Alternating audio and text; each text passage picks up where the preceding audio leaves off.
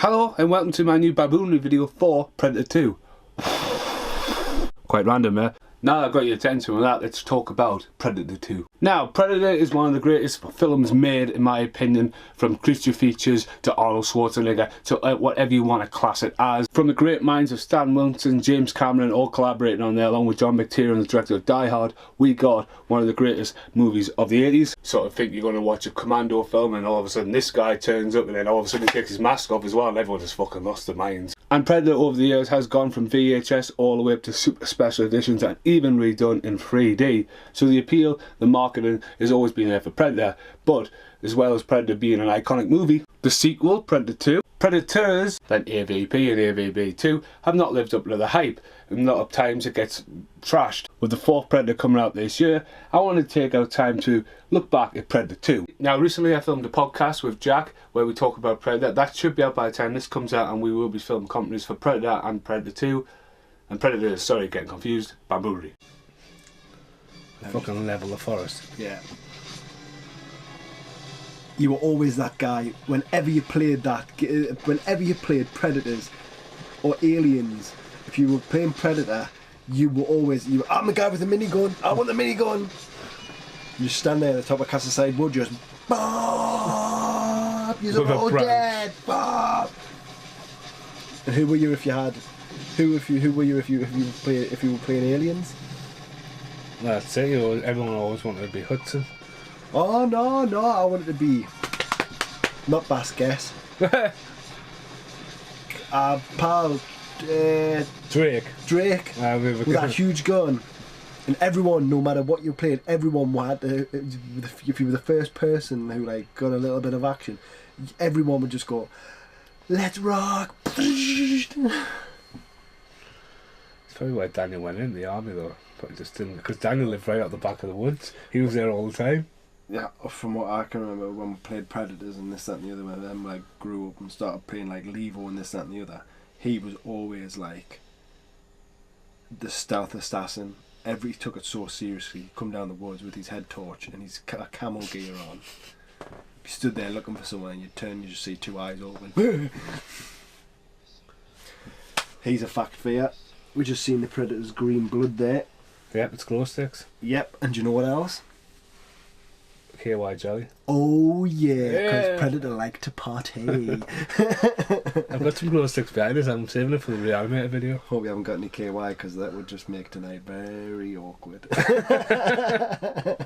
But for some reason, Predator 2 is one of my default movies. The time when you have a few too many beers and you're out and about, having a good time. Nights when you're being ending too late, you just need to shut off. Predator 2 is one of them safe movies. Along the likes of Aliens, Cuffs, for me personally, Gremlins, Goonies. These are films I always put on and sleep. Safe haven movies I got, but Predator 2 is one of them. Now I had Predator 1 taped off the television, and Predator 2 always used to sit high on the video shelves of Blockbuster and not Global wasn't around there, but Ritz, not Blockbuster, high above, and you would see the Predator looking down. That is one of the best covers ever for a DVD. You didn't need Danny Glover's name on, it's just the Predator 2, and you can tell he's in the city. Awesome cover. It's a little bit different in America, you know, just Los Angeles, heat wave, Predator 2 in green. Whoop, flips down there as well, but yeah, classic on the back. Now I used to look at that and always wanted to see it. I wasn't allowed to watch it. I had Predator taped on television, and I had no idea that Predator was cut when I watched it off TV. Adverts, yes, didn't realise so much stuff was cut out of it. And then I got my hands on Predator 2, and my god, like holy shit, fucking hell, it's just like watching, it's like Armageddon compared to Predator 1, this television taping I had. Borrowing a lot from Robocop, this hits the ground running and is brutal, absolutely brutal from its content. Now Arnold Schwarzenegger did not return, he had the offer to return, but he decided to do Terminator 2. Smart move, because he didn't need Arnold Schwarzenegger. Arnold Schwarzenegger's story was done. Done with the first one. No need for Arnold Schwarzenegger to come back. Too much of a coincidence. This is meant to be an alien coming to Earth, hunting species. You know, it's like going back to the jungle, you've already hunted a lion, right, hunting another lion. What about that elephant? It's that kind of hunting thing. You're not going to go to Africa looking to hunt a penguin, are you? You know, you're going to go to a different place. You're going to find a different breed of human to take on. That's what the Predator is. Hence why you didn't need Danny Glover's name on the box. All you needed by this point is Predator 2. And that was it. It was going to sell either way. And then the concept of having it in the city, especially LA, and the heat wave they were having based on the LA riots and all that, it was just going to be crazy town. Now it was set ahead of its time, set in 1997, same time Demolition Man was jumping ahead, set there and it was all about the heat. The Jamaican jugglers were all taking over, and there's this gang warfare going on, and the Predator comes to town for a visit. And what's awesome about this, it's actually filmed in downtown LA. You wouldn't do that now. Look at AVP 2 or EVP, where it's all filmed in Vancouver or Prague. It was like filmed right down there in the mix of it. The people are kicking off in the background for real, because Hollywood's taken over. Hollywood's come to downtown. Disruptions, traffic jams, everything. People in the background just going fucking nuts because of all the helicopters. Helicopters land right down the middle of downtown just for a film. Wouldn't get that now. You also don't get like live on-set interviews as well, broadcast around the world because of Predator 2. Later on, the scene where they spiral up in the car park where Ruben's going to like investigate the crime scene later on. The director wanted the shot, and as the sun was rising he ran across and found Ruben, who was getting interviewed at the time. The director came off as a right lunatic, effing and blinding this and that, and dragged Ruben across to get the shot down just in time for the sun going up as it spiraled up. That was broadcast right across the world on live television, and everyone was like, fucking hell. The director got death threats over it, and that's one of the last ever, or is the last ever, on set, sorry about my burping there, on set, sorry about my burping again, on set live interviews broadcast. This doesn't happen anymore. Now, with Arnold Schwarzenegger not coming back, who are you going to cast at that point to take on the Predator? You're not going to cast Sylvester Stallone, okay, that would be an interesting concept. Rambo meets Predator, that probably could fucking happen now. At the time, Van Damme was bitter about that, so Van Damme, Steven Seagal maybe, that could have happened. It could have happened. It could have happened. People like Bruce Willis, you know, Bruce Willis, it could have happened. It could have been Bruce Willis. But no, Danny Glover was perfect for this. Danny Glover has been in so many films. He is a tremendous actor. And coming off the Lethal Weapon series, where he's playing all the character too old for this shit, here he comes in as another detective. And you know, it's a Joel Silver film. And he just plays a badass. He plays it better than he probably should, but that's what you want. The Predator's coming to town to take on the alpha male, and this guy is the alpha male. He is fucking brutal. And over the years now, the Predator's come out on, see there, look at it. If you put a sticker over there, you're going to think you're buying Predator. Danny Glover has had his name put onto the box as well. Danny Glover's face appears on different boxes now. The artwork of the original VHS is long gone. It's The Predator 2. Far better cover than the British one, where it was just the head. And inside, cut down, special edition, so I do like the cover. And on the back it has the death scene of the Predator. How random sad. So anyway, let's get back to the chopper. Here's my Spanish one I got, The Predator 2. I love this artwork on that.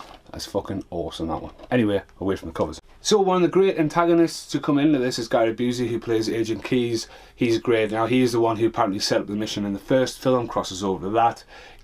Jake Busey, Gary Busey's real life son, is going to take on his son in Predator 4 as well, so that's been announced. That'd be an interesting concept to see the Keys getting involved trying to track down this Predator. He's a great guy to come along, like the FBI, like seizing contraband and like trying to get involved in all this kinds of different stuff. This was Gary Busey's first film after this is after he had like a heart attack or a bike accident. He had died on he had died before filming this and came back to life, and it's a bit wild. It's the same with Silver Bullet back in the day. Silver Bullet was one of Guy Busey's first films after a long time of absence. Maybe it's a motorbike crash for that one, and he come back and he's a little bit wild. If you watch a documentary about Predator 2, Guy Busey's fucking on-set rant, which is like sort of half character, half him, ranting about his character and about the Predator and about all this, he hits all the scientific fucking cues. Like, you know what I mean? He goes on this massive rant, and it's fucking hilarious, intriguing, and fucking what a freestyle. Unbelievable. The guy's a fucking legend. He then also in that says that Dutch's character, Arnold Schwarzenegger from the first film, had died 6 weeks prior to that happening, so it like wipes out Arnold Schwarzenegger. Who could possibly turn up back in Predator 4, you know, Shane Black, who is Hawkins in the original, is writing and directing it, so there is a link there, possibly. The late great Kevin Peter Hall returns as well as the Predator, who brought on the characteristics of the first movie, taken away from the whole Van Damme thing, so having him back as the Predator was awesome. For the size and the height, he was Harry and Bigfoot the Hendersons. There's a thing for you. I remember Bigfoot and the Hendersons, blind Bigfoot, using feet as the oars, and now it's Harry and the Hendersons, and apparently there's a TV show in America back in the day, and I'm like, is it Bigfoot and the Hendersons or Harry and the Hendersons? It's a Bernstein thing. So he was great, and obviously taking on a different kind of character. He brought in a few different like silent moves, and you know, this new Predator has a bit more advanced a bit, and he's a great adversary for Danny Glover to take on, who I did not know was offered the role what Lawrence Fishburne played in Predators, which would have been a great thing, but I think it had something to do with Danny Glover either not wanting to do it, or at the time he had suffered a stroke. I was just reading up about this before. That would have been awesome if Danny Glover turned up in Predators. So the soundtrack's back as well. The soundtrack's taking underwater drum syndrome and brings in a lot of Jamaican vibes. But the soundtrack, what was so iconic in the original, is brought across and captured well. I mean, it's the same writers. You know, the idea like chuck them in the city, the urban jungle. You know, it's a great concept for an idea of the film. But the slow burn of the original, with the helicopter coming in the land and the whole like Dylan and like having all that build up and then going in, hitting the fucking guerrilla camp, and then the Predator, this hits the ground running with an absolute like fucking war zone going on there. With Morgan Downey Jr. doing his whole hardcore copy TV show, and it's a guy from Kickboxer shouts at them like with fucking big hair at the start. Like, that's fucking Tom Poe. Like, fuck me. Tom Poe, who was actually in Bloodsport as well, which freaks me out. I love Bloodsport, and he like which Tom Poe was fighting in Bloodsport. And I was like, that's just freaky as fuck. But yeah, Tom Poe. It's at the same time when the guy goes flying off, and it's like, woo, when he comes down, he's about to hit like head on the VW Beetle, and it cuts to someone else and cuts back. It's an amazing stunt. I don't know why the cuts were in the middle, but there we go. Now, back then, when you were watching it as a kid and you see Bill Paxton turn to this, Bill Paxton is absolutely amazing in Predators, and for him to be in this as another great character was just great. And it's just weird because Bill Paxton should have really turned up in AVP too. That would have been a great legacy to the late great Bill Paxton. But yeah, he was a great character. You had the girl from Running Man, and then you had like a lot of people who, when we pop up in Joel Silver films as well, had a big cast for the time, and it just read forward. The water effects when the Predator reveals himself and walks up and fights King Louis, amazing technology for the time. The sex scene when you hear the woman orgasming and it fucking zooms in from miles and miles away, it's like the quickest ever wank you ever had when you were a kid. You went, and it's like, oh, fucking voodoo magic, man. This also, you know, is the last minute, had the alien head in it. I mean, these are early day Easter eggs, you know what I mean? How long did we have to wait for Alien vs Predator? But there again, it was like the whole big universe, multi-universes were starting their film. By this point, it became established. People weren't stupid, and it was just Easter egg galore. Now, the alien head was that, but then at the end, when he gets the gun, where you going? What the fuck? Oh, get the gun. 1915. Take it. Everyone's like, what's that about? Is there another one coming? Is there a prequel? Because at that point, a third Predator set in pirate times would have been awesome. You know, who is this guy? Who is this pirate? This Raphael Dini. If you go on Acid Glow, they did a video about this where it's revealed that the Predator was hunting a pirate, and his pirate and his Predator had a last minute standoff. Then the pirate was killed by his team, mutiny or whatever, and the Predator helped fight him off, and that pirate gave the Predator the gun, and the Predator gave him something like a trade, like a, you know, it's like a ritual thing, like a mutual, like hunting, you know, stand the ground. Yeah, watch Acid Glow if you want to know what the gun's about at the end of Predator 2. Want some candy? One of the great things I love about Predator 2 though is the meat house. I think the meat house looks amazing, especially it looks really good on Blu-ray with the whole dust coming down there, that UV style look. And then the idea that the Predator has different art visions as well, and he chucks them down. It's just like, as a kid, you're like, fucking hell, the Predator is smart, has his big stick, has the nets when it cuts the face down. It's awesome. But when people talk about Predator, and you mention Predator 2, most people hate it. It's a good film. It's exactly, you know, for the time, I don't know what people would want, but for the time, that is what it is. It's the same with Predators. Although it's a sequel, it's almost a remake. Yes, it's set in different worlds and expands the mythology of the Wobble Wobbles, you know, and it's good for that, but what else would you do? Again, it's not about Schwarzenegger, it's a different story about the Predators. It had to happen in the jungle, it had to happen then. It's a shame that there was so much time between the second and the third, with Alien vs Predator in the middle, with what the fuck else was going on there. Or even Predator Dark Angels, what pops up on YouTube. But Predator Knights, again, you know, the concept, the idea, the Predator should be back fighting different people. But they need to remember the Predator is a fucking badass, and the Predator should win from time to time, because now the Predator is our hero. Look what they did with Alien vs Predator, when you're like, it's Alien vs Predator with humans in the mix, and oh, the Predator's a good guy. Why is the Predator a good guy for? Because aliens are bad? I don't know. So yeah, this has been Baboonery, just like Highlander 2, when I had a massive rant about Highlander 2. It's great to just do a Baboonery focus on one movie and reminisce and share my love for films, or absolutely baffled films as well. I don't know. Predator is worth revisiting, and I'm looking forward to the 4th Predator this year. I've been Stephen Mason, this is Predator. Yeah, thanks for watching. Goodbye. Want some candy? So here's an outtake for Baboonery. I've just had a massive rant about Predator. It's probably about 2 or 3 months after I've filmed that rant. Not really 2 or 3 months. Bit of an exaggeration, but he's Jack. We're about to do the podcast for Predator 2. Just about to do it. So to cross them over, Games Galaxy was awesome last week when I was filming the advert for them. I got stuff like Joe's Unleashed, Howard the Duck, and I got Predator 2 on Mega Drive. And here it is, which looks absolutely banging on the top shelf up there. Predator 2, Predator stand there, fucking bloody. Look at that, I mean, that game, it's amazing. Look, no 18 rating. I had that game.